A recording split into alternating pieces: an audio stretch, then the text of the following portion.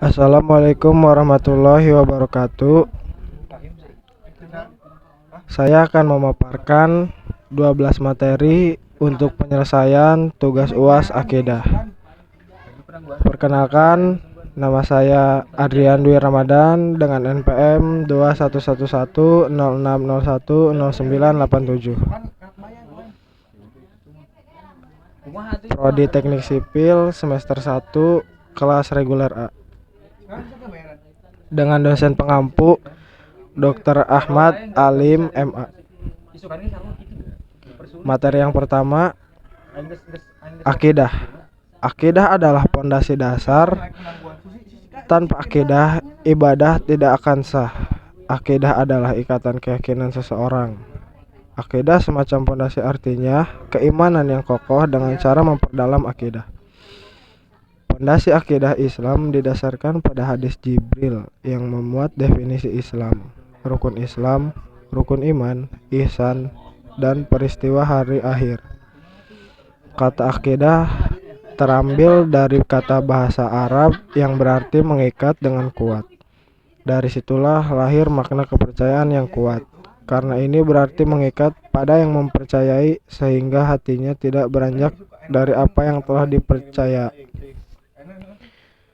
Akidah ada 3 macam, yaitu iman, Tuhan, dan sifat-sifat Allah.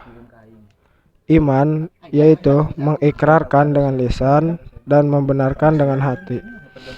Tuhan itu ada, namanya Allah Subhanahu wa taala, dan ada 99 nama baginya Asmaul Husna. Sifat-sifat Allah yang wajib kita ketahui ada 20, dan 20 sifat mustahil ada baginya.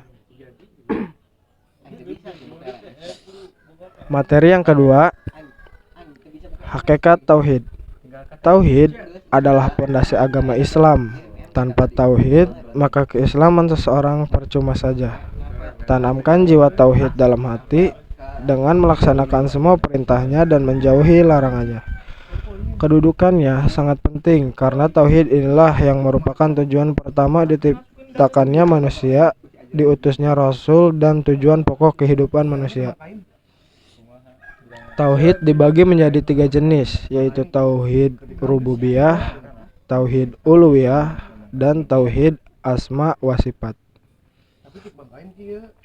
Tauhid sangat berpengaruh terhadap kehidupan seseorang muslim, yaitu menjadi landasan kuat dalam menjalankan segala aktivitas, baik aktivitas keagamaan maupun aktivitas duniawi lainnya. Dengan tauhid, seorang muslim akan menjalani kehidupannya dengan tenang, tawakal, dan sabar. Oleh karena itu, tauhid merupakan modal dasar bagi suksesnya seorang muslim baik di dunia maupun di akhirat. Materi yang ketiga, syahadatain. Syahadat yaitu ucapan asyhadu alla ilaha illallah wa asyhadu anna muhammadar rasulullah. Aku bersaksi bahwa tiada Tuhan selain Allah dan Muhammad adalah utusannya. Pernyataan kalimat syahadat dengan lisan paling tidak diucapkan 1 kali seumur hidup, sebagai pernyataan awal bagi pemeluk agama Islam. Rukun iman yang paling fundamental yang diajarkan oleh Allah adalah keesaan Allah atau tauhid. Hal ini diekspresikan dalam kalimat syahadat pertama yang berbunyi la ilaha illallah, yang berarti tidak ada Tuhan selain Allah. Ekspresi iman ini membedakan orang muslim sejati dengan orang kafir yang tidak beriman. Syahadat terdiri dari 2 kalimat persaksian yang disebut dengan syahadatain, yaitu yang pertama asyhadu alla ilaha illallah, yang artinya saya bersaksi tiada Tuhan selain Allah. Yang kedua, wa asyhadu anna muhammadar rasulullah, yang artinya saya bersaksi bahwa Nabi Muhammad adalah utusan Allah. Hamid Ahmad At-Takhir 2010. Masuk ke materi keempat, keutamaan Islam dan karakteristik. Islam adalah agama yang memiliki banyak keutamaan yang agung dan membuahkan hal-hal yang terpuji dan hasil-hasil yang mulia. Di antara keutamaan dan keindahan Islam adalah Yang pertama, Islam menghapus seluruh dosa dan kesalahan bagi orang kafir yang masuk Islam. Yang kedua, apabila seorang masuk Islam kemudian baik keislamannya, maka ia tidak disiksa atas perbuatannya pada waktu dia masih kafir. Bahkan Allah Azza wa Jalla akan melipat gandakan pahala amal-amal kebaikan yang pernah dilakukannya. Yang ketiga, Islam membuahkan berbagai macam kebaikan dan keberkahan di dunia dan akhirat. Yang keempat, suatu amal soleh yang sedikit dapat menjadi amal soleh yang banyak dengan sebab Islam yang sahih, yaitu tauhid dan ikhlas. Beramal sedikit saja namun diberikan ganjaran dengan pahala yang melimpah. Yang kelima, Islam membuahkan cahaya bagi penganutnya di dunia dan di akhirat. Masuk ke materi kelima, pembatal tauhid. Pembatal tauhid yaitu masih percaya ada Tuhan lain selain Allah sehingga ia beribadah kepada Allah dan juga beribadah kepada selain Allah. Misalkan dia meminta-minta ke gunung Kepunden atau masih percaya dengan ramalan-ramalan bintang. Makanya kalau orang beriman itu tidak cukup hanya sekedar menjalankan aktivitas rutin, tapi juga harus waspada virus-virus yang bisa merusak keimanan seseorang. Sehingga di sini kita diperintahkan di dalam beribadah itu hanya untuk Allah saja. Inna salati wa nusuki wa mahyaya wa mamati lillahi rabbil alamin. Dosa syirik itu dosa yang paling besar. Kalau sudah syirik itu bisa menghapus seluruh amalan manusia. Syirik yang menyekutukan Allah, maka Allah mengharamkan baginya surga dan tempat kembalinya itu neraka. Innallaha la yaghfiru ayyushraka bihi wa yaghfiru ma duna dzalika liman yasha.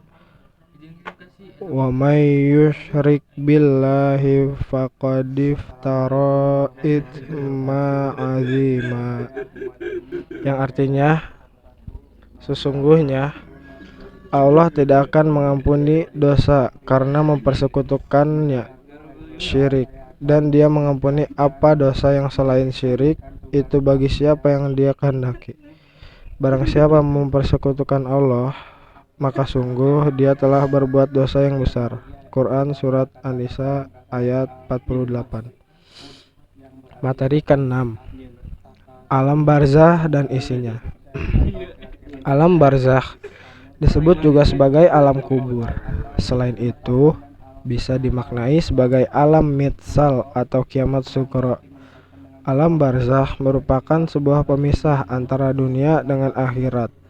Lantaran sesudah mengalami kematian, manusia bakal berada di sini sebelum menuju akhirat. Secara bahasa, barzakh berarti penghalang atau pemisah antara dua hal. Sedangkan secara istilah, barzakh mempunyai pengertian sebagai jarak pemisah antara akhir kehidupan di dunia hingga mulainya kehidupan ukhrawi akhirat. Kehidupan di alam tersebut merupakan proses pemurnian bagi manusia.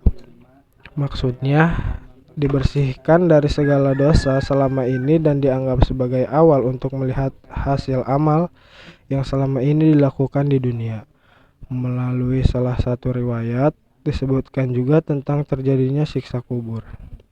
Dari Aisyah radhiyallahu anha berkata, ada seorang wanita Yahudi menemuinya, lalu menceritakan perihal siksa kubur, kemudian berkata kepada Aisyah radhiyallahu anha, semoga Allah melindungimu dari siksa kubur. Kemudian setelah itu Aisyah bertanya kepada Rasulullah SAW perihal siksa kubur. Maka beliau menjawab, ya benar, siksa kubur itu ada. Kemudian Aisyah berkata, maka sejak itu aku tidak melihat Rasulullah SAW setelah melaksanakan sholat kecuali beliau memohon perlindungan dari siksa kubur. Gundar menambahkan, siksa kubur itu benar adanya. Hadis riwayat Al-Bukhari. Materi ke-7, syirik dan pembagiannya.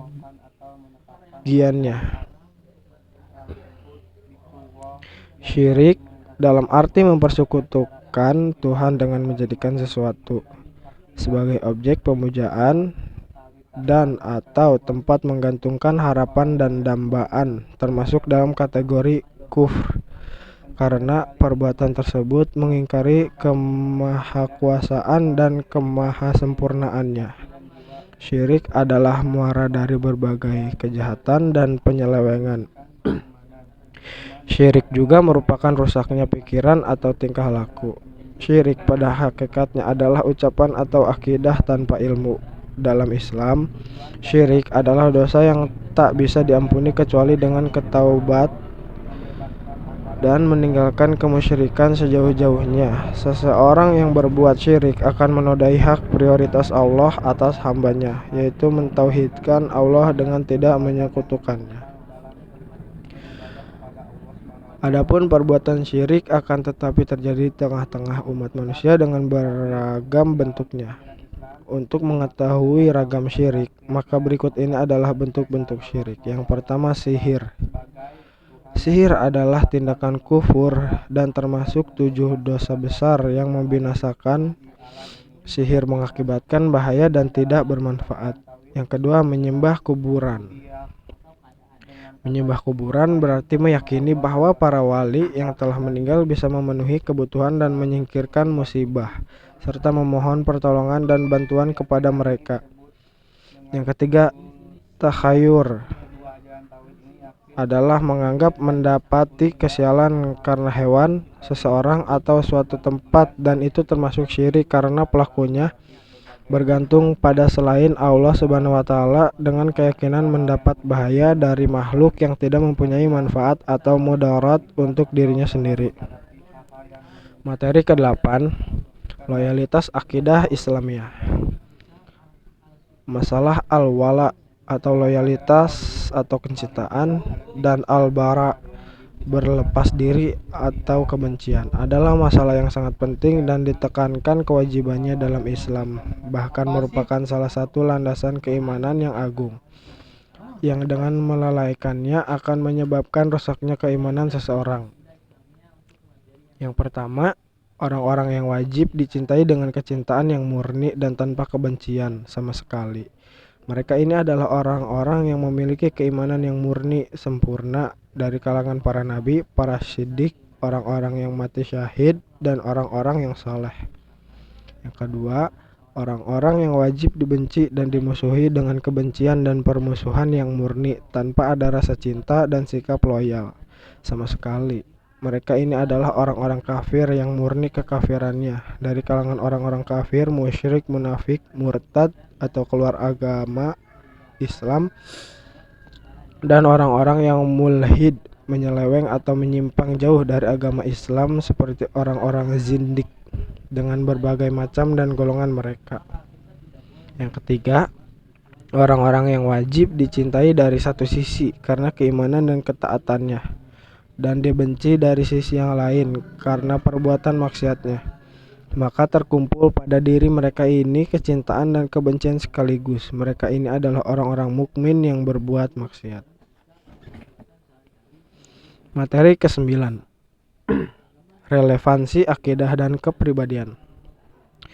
Jika orang menunjukkan berbicara kotor dan perbuatannya kotor, maka akidah yang tertanam dalam dirinya itu lemah, bahkan tercerubus, indikator hatinya kotor. Ciri orang yang akidahnya sofifah, yaitu akidah yang sudah masuk ke dalam relung jiwanya, maka akan berdampak positif terhadap perilakunya.